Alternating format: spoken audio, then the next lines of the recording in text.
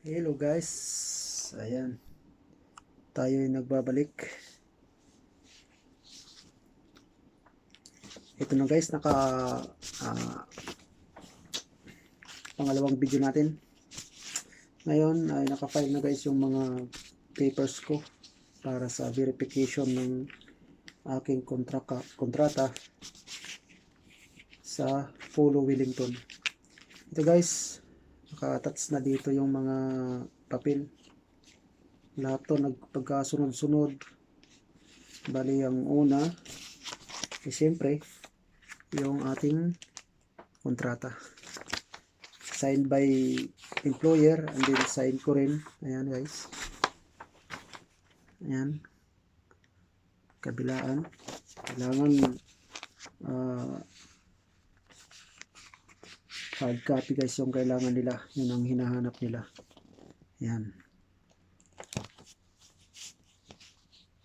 Tapos pangalawa yung insurance. Ito, ayan guys, yung insurance. Bali nag-apply lang ako dito sa online yung insurance nya. Ayan, ayan, sa Paramount Life and General Insurance. Yun ang kinuha kong pangalan ng insurance kasi yun ang pangalawang requirements nila. And then kasunod guys, pangatlo ay yung work visa, yung ano niya, na patunayan na ikaw ay accredited work visa, na approve ka. Ito yung kailangan, pangatlong kailangan nila. And then ano guys, yung copy ng passport. Yan, kahit copy lang, hindi na kailangan yung hard copy, print lang, yun lang kailangan, basta hindi expire. Yung sa akin December 2028 pa mag-expire yung passport ko. Yan na, Panginoon na ito, pang-apat na. And then guys, yung payslip, importante din to guys, yung payslip. Pag wala kang ID na may presenta galing sa employer, pwede yung payslip ang gagamitin mo. Kailangan yung updated na payslip mo ang gagamitin mo. Ito guys, so November 9, 2023, nung nakarang ano lang, Huwebes. Ayan, bali dalawa guys yung kinapi ko, dalawang copy to. Apat nga bali isang buwan, apat yan. And then panlima, pang-anim guys,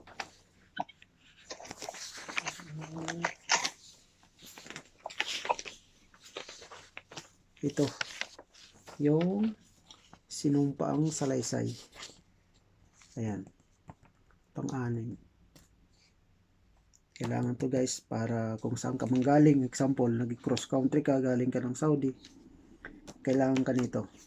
Or naglipat ka ng kumpanya, lumipat ka ng company, kailangan din nito. Pero huwag kayong mag-alala dahil ang nagbibigay nito mismo na yung Polo Wellington, yung base mismo ang nagbibigay nito.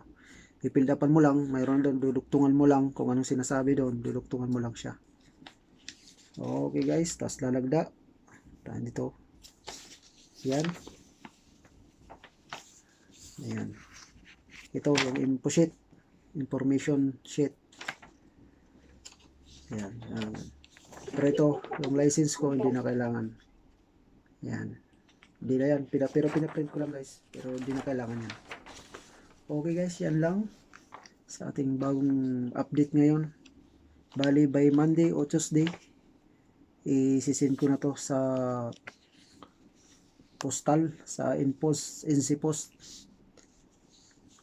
para ma-verify na yung ating kontrata at makakuha na tayo guys ng OEC pag uwi natin ng Pilipinas, kasi kailangan. Okay guys, see you, bye bye.